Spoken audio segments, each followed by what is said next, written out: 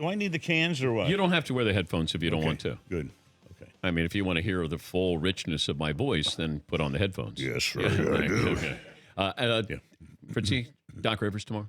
Doc, Yes. I see him. He's on at 7:20. 7:20 in the morning Pacific time. Doc's the guy who doesn't want to play golf until 10:30, and now you got him at 7:20? Is Doc any good at golf? Yes. Doc, let's put it this way. You know our first tee, right? Yes. And a lot of guys hit it into 18. It's intimidating, that first Well, no, tee. but a lot of guys hit it into 18, and then there's 17 next to 18. I have seen Doc twice hit it not only over 18, but over 17 to the right rough on 17 and make birdie from there.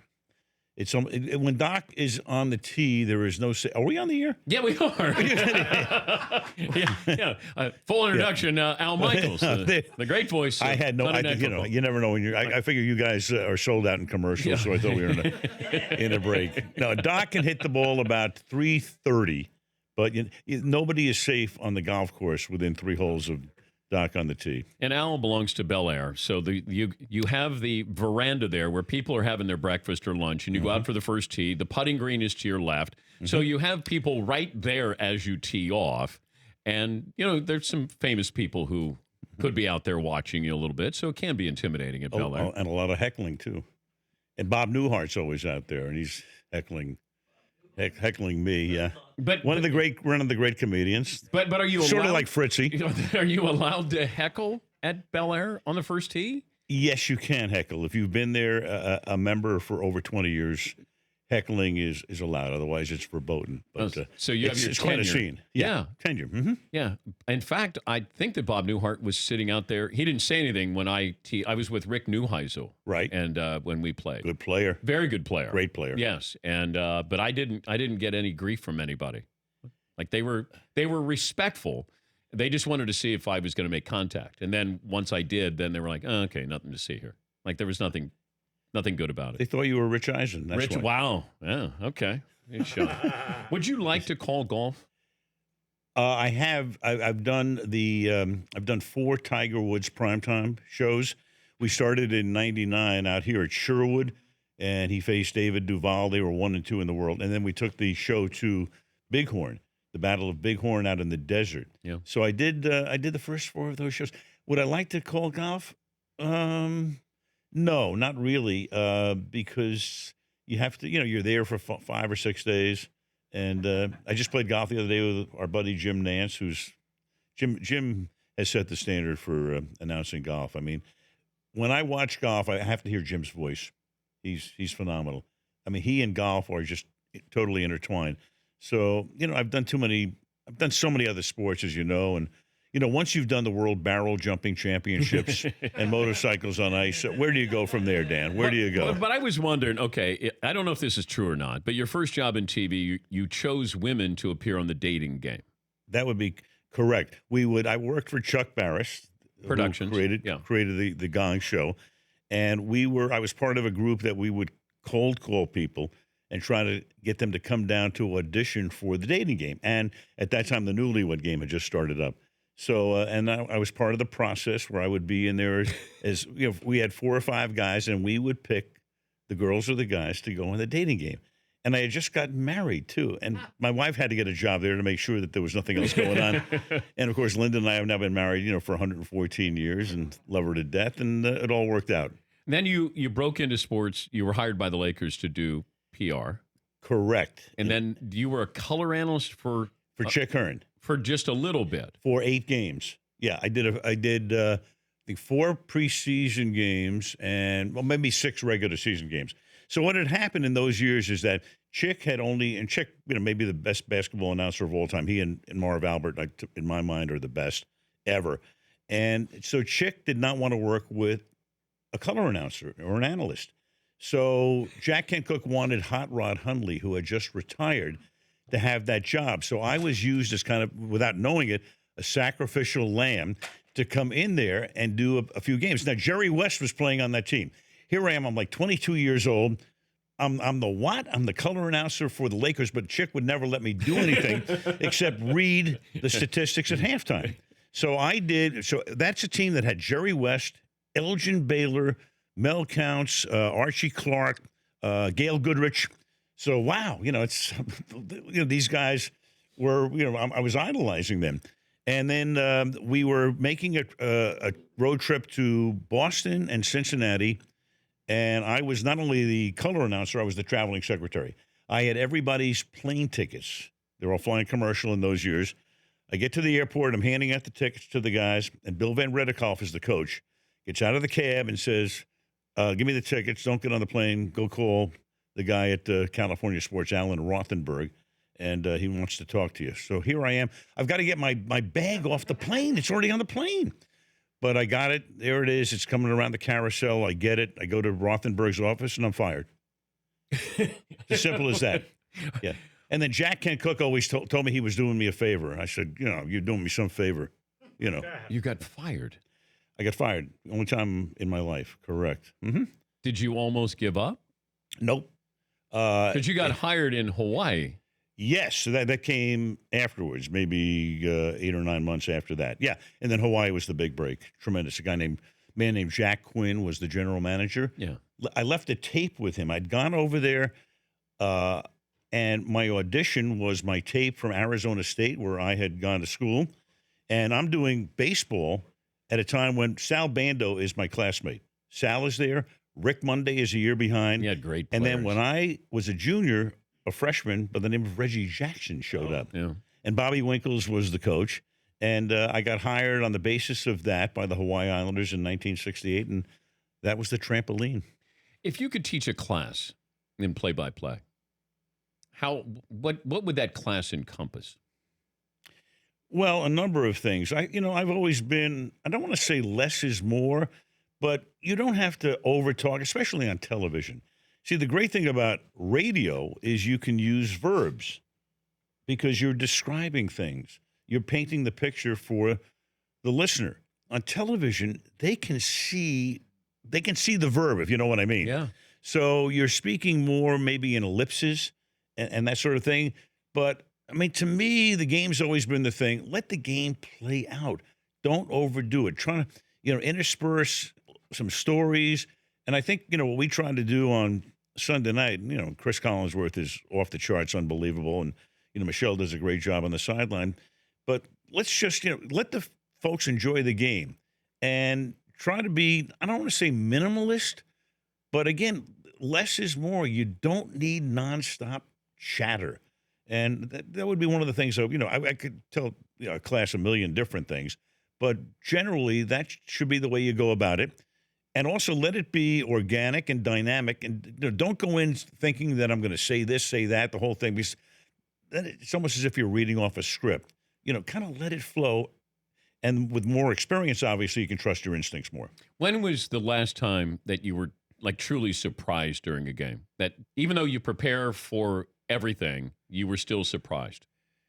Well, in terms of how the game plays out, you mean? An incident or just? There were things, you don't expect certain things, but having done all of these games, you're kind of ready to roll. You know how to, get to where something is happening that you didn't expect. So, I look back at my career, the biggest surprise of all would be when the Earth begins to move in the 1989 World Series. Yeah. So that was a little bit different.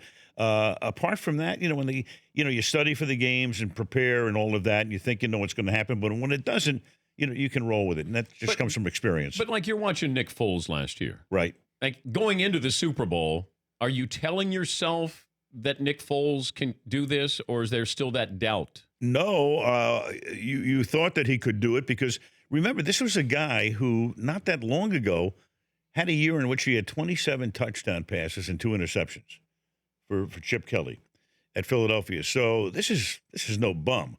This is a guy who can do it. But he almost retired. He almost retired. The story was great, obviously. Yeah. And we had, spoken to him a couple of times. We had done Philadelphia down the stretch, and we'd actually done, a game against Atlanta in the playoffs with them.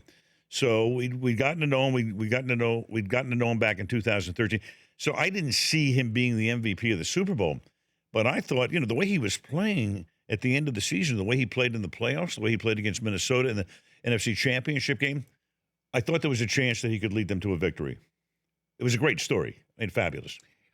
Yeah, and then you look at the Eagles. It can go so quickly with these teams. And that's what makes the Patriots amazing is somehow, some way, they keep, reshuffling that lineup. But at some point, it ends for Tom Brady. At some point, he finds the ledge there and steps off, right? It ends for all of us, Dan, just in case you're wondering. Does it? At a certain point, we're all done. We're dust in the wind. You know that. Do you think that Brady ends as his career as a Patriot?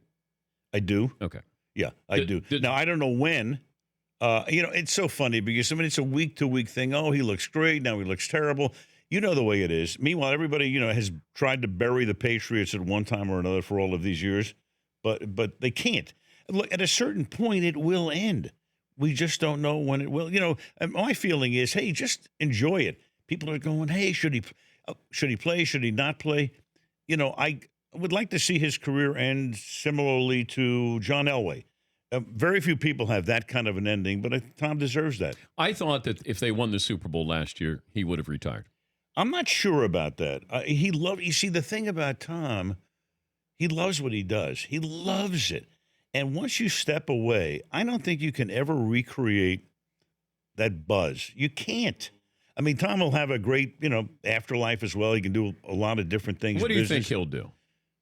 Do you think he'd ever be an analyst? Doubtful. I think he would like to maybe be a part owner of the team. I see him in a similar vein as Peyton Manning. Peyton's had a chance to be an analyst. You name it. Everybody would have hired Peyton. Who would you rather have as an analyst? If you don't have Collinsworth, and I give you Brady or Manning? They're very different. Peyton has a lot of external energy is the way I would put it. So I think it depends what you're looking for. I think Brady would be, I don't want to say more cerebral. They're both gigantically smart. There's no question about that. It's almost a coin flip in a way, and I'm not begging the question. I think they would come at you with different styles. But I know one thing about those two guys. If they got into the business, they would work like crazy. They'd work as hard at this business as they did at being a quarterback. And they would be, how good would they be? I don't know, but they'd be very good. If I said, we're talking to Al Michaels, by the way, a belated happy birthday. Oh, please. Did you celebrate? If nominated, I will not run. If elected, I will not serve. We just don't do the math, but thank you anyway, guys. Yes, we went to Toscana. Of course I did. Okay. Yeah. Because I tried to get a steak cake made for you. A steak cake? Yeah. It's something new, but I was trying to get it made. Nobody could come up with a steak. You're Dan cake. Patrick. You can get anything done. What are you talking about? That's what I thought there. When you look at being able to cover this sport, and then you're trying to handicap this the rest of the season, because you'll see a team and you go, boy, they're awesome. This and then week. you see, and we overreact to this. Do you overreact to this? I try not to, because we live in this world of, what have you done for me lately? Everybody, Dan, we live in a world of bloviation, except for the Dan Patrick Show, and and a couple of others. So everybody's got the hot take, the fresh take, the whatever. I don't know. Look, to me, my feeling's always been nobody knows anything, right? Nobody knows squat. Yeah. So when people say who's going to be in the Super Bowl, I don't know who's going to be in the Super Bowl. So if you were to say today, okay, so the Saints look great. They look great on November, the 13th. Yeah. Are they going to look great? I have no idea. But that's why, look, the essence of sports and why I've always loved sports is you don't know. You might think you know, but you don't. Then it plays out, and it's exciting. Coming up on Sunday, it'll be the Vikings at the Bears on Sunday Night Football. And that's another thing where, it's always interesting where you're trying to figure out, okay, what's going to happen in a game. Now we throw in the gambling aspect, where you've sort of had fun with it. You like to put your hand on the fire or close to the fire just a little bit there. Is there any fire at all anymore? Like, can we just be open about the point spread or the over-under is, or would you rather be covert? I'd rather be covert. I've had fun being a rascal through the years. You throw in little nuanced references to things. This game isn't over. Correct. It's not over. And I know we're not supposed to mention certain things. There was a game in Kansas City. It was 45-10 against Cincinnati a couple of weeks ago, and and there was a murmuring in the crowd when the Chiefs were going to sit on the ball and not go for a field goal or a touchdown. I knew what it was, and I'm thinking, well, the crowd is thinking about the number 56.5 right now. So I guess we're not supposed to do certain things, but people love it, and I don't know. The gambling sites called me an American icon after that, or whatever. So it's fun to play the rascal role once in a while. It's great to see you, Al. As always, Vikings at the Bears. That'll be coming up on Sunday Night Football. And once again, happy birthday. And you've got Doc Rivers getting up tomorrow morning at 7:20. Fritzy got him. Will Ferrell got up to come in at 6:30 in the morning. Unbelievable. This is crazy. What did you think of Seton? You know Steve Ballmer, Seton's impersonation. I thought it was fantastic. I was watching I happened to be watching the game last night. It's crazy. It really is. Yeah. Well, that's the way he used to do that when he was at Microsoft. Yeah, that's where we saw it. Right. He wanted to be Steve Jobs because Jobs came out in the T-shirt and the whole thing, and Ballmer used to do it. I mean, it's what Seton, can I tell you? Could you do it for Al just for his birthday? That was very cool. You had it done too. Here we go.